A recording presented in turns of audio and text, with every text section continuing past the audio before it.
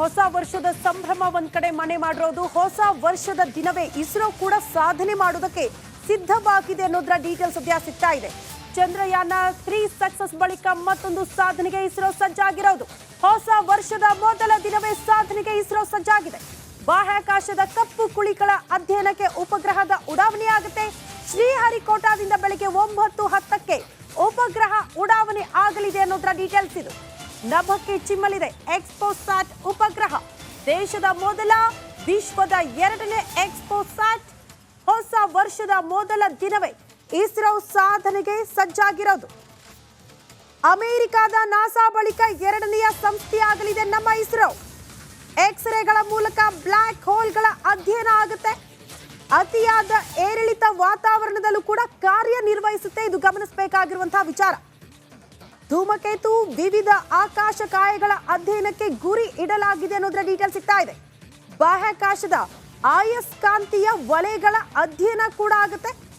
ಒಟ್ಟು 5 ವರ್ಷ ಅಧ್ಯಯನ ಸಂಶೋಧನೆಯ ಯೋಜನೆ ಬೆಂಗಳೂರಿನ ರಾಮನ್ ರಿಸರ್ಚ್ ಇನ್ಸ್ಟಿಟ್ಯೂಟ್ ಸಹಯೋಗದಲ್ಲಿ ಅಧ್ಯಯನ ಪ್ರಾರಂಭ ಆಗುತ್ತೆ. ಇವತ್ತು ಸರಿಯಾಗಿ 9:10ಕ್ಕೆ ನಾವೆಲ್ಲ ಚಂದ್ರಯಾನ 3 ಸಕ್ಸಸ್ ನಲ್ಲೇ ಇದ್ದೇವೆ.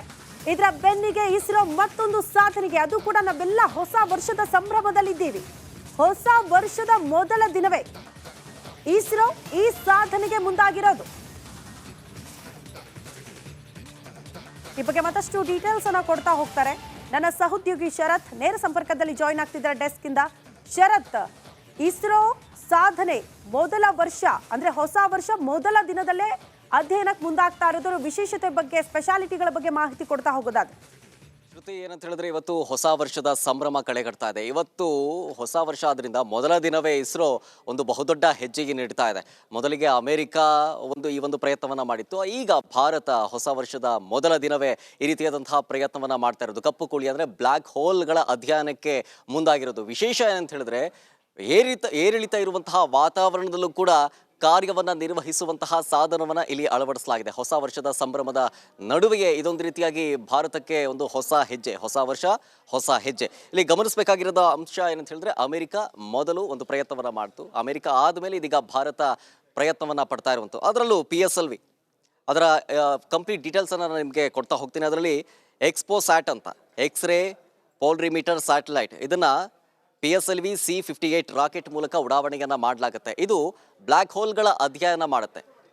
ಕೇವಲ ಅಧ್ಯಯನ ಮಾಡೋದಷ್ಟೇ ಅಲ್ಲ, ಅದರಲ್ಲಿ ಏರಿಳಿತ ಇರುತ್ತೆ, ವಾತಾವರಣದಲ್ಲಿ ಏರುಪೇರಿರುತ್ತೆ.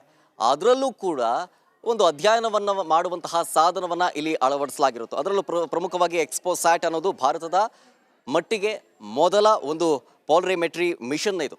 ಸೊ ಹೀಗಾಗಿ ಸಾಕಷ್ಟು ಕುತೂಹಲ ಮನೆ ಮಾಡ್ತಾ ಇದೆ.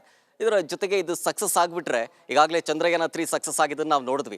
ಚಂದ್ರಯಾನ 3 ಸಕ್ಸಸ್ ಆದ ಮೇಲಂತೂ ಒಂದು ಬೂಸ್ಟರ್ ಸಿಕ್ಕಿದೆ ಸೈಂಟಿಸ್ಟ್ಗಳಿಗೆ. ಸೊ ಹೀಗಾಗಿ ಈ ಒಂದು ಹೆಜ್ಜೆ ಇದೆಯಲ್ಲ, ಮಹತ್ವದ ಹೆಜ್ಜೆ, ಇದನ್ನು ಇಟ್ಟಂತಹ ಸಂದರ್ಭದಲ್ಲಿ ಏನಾದರೂ ಸಕ್ಸಸ್ ಆಗಿಬಿಟ್ರೆ ಭಾರತಕ್ಕೆ ಬಹುದೊಡ್ಡ ಹೆಸರು. ಮೊದಲ ಎಕ್ಸ್ರೇ ಪೋಲರಿಮೀಟರ್ ಉಪಗ್ರಹ ಇವತ್ತು ಅಂದರೆ ಜನವರಿ 1ನೇ ತಾರೀಕು ಉಡಾವಣೆ ಮಾಡ್ತಾ ಇದೆ. PSLV ತನ್ನ 60ನೇ ಮಿಷನ್ನಲ್ಲಿ PSLV C-58 ರಾಕೆಟ್, ಎಕ್ಸ್ಪೋಸ್ಯಾಟ್ ಮತ್ತು 10 ಇತರ ಉಪಗ್ರಹಗಳನ್ನು ಭೂಮಿಯ ಕಕ್ಷೆಯಲ್ಲಿ ನಿಯೋಜಿಸೋದಕ್ಕೆ ಯೋಜನೆ ಮಾಡಲಾಗಿರೋದು.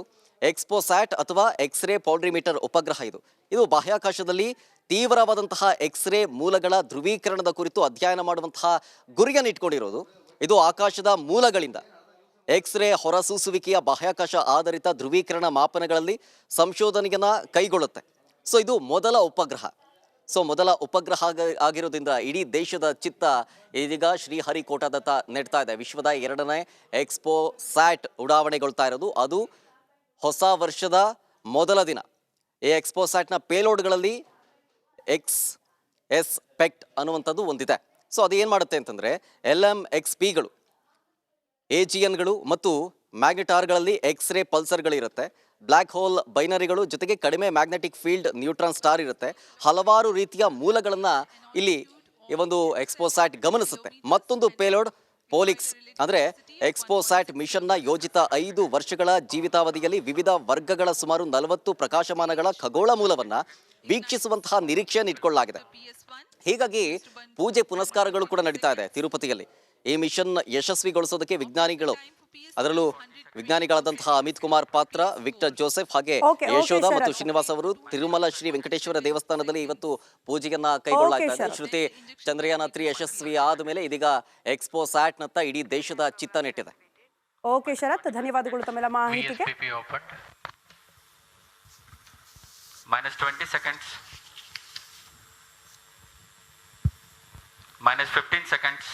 प्रमोचन से 15 सेकंड की दूरी पर 10, 9, 8, 7, 6, 5, 4, 3, 2, 1, 0. Lift Plus off 5 normal. Bright morning of the New Year's Day made brighter by a majestic liftoff. 10 seconds. PSLV C-58 carrying India's X-ray polarimetric satellite towards its destination. Due to tracking. जी हाँ, इस वर्ष का प्रथम प्रमोचन Plus 20 seconds. Sriharikota के प्रथम प्रमोचन मंच से PSLV C-58 का हमने सफलतापूर्ण उत्थापन देखा और यह अपनी उद्दिष्ट Plus कक्षा 30 की ओर निरंतर बढ़ता हुआ प्रथम चरण का निष्पादन पूरी तरह सामान्य. Nominal thrusting by PS1 stage. Nominal burn time for the strap-ons is 70 seconds and the core motor for 109 seconds. इस समय यान अपने अधिकतम गतिक दाब से गुजरता हुआ प्रथम चरण का कुल प्रज्वलन काल 110 सेकंड का होगा. तत्पश्चात इसे यान से पृथक कर दिया जाएगा. Sharp tracking station currently tracking the flight. Ground lead strap on separated. दोनों स्ट्रेपॉन्स को यान से पृथक कर दिया गया है तथा कोर बूस्टर अभी भी प्रज्वलित है. Presently, the core S139 motor alone thrusting. The strap-ons have been separated. Normal. This stage will carry the rocket to 57 kilometers altitude and add 1.6 kilometers per second as a relative velocity. इस घटनाक्रम पे अगला है प्रथम चरण का पृथकन तथा द्वितीय चरण का प्रज्वलन.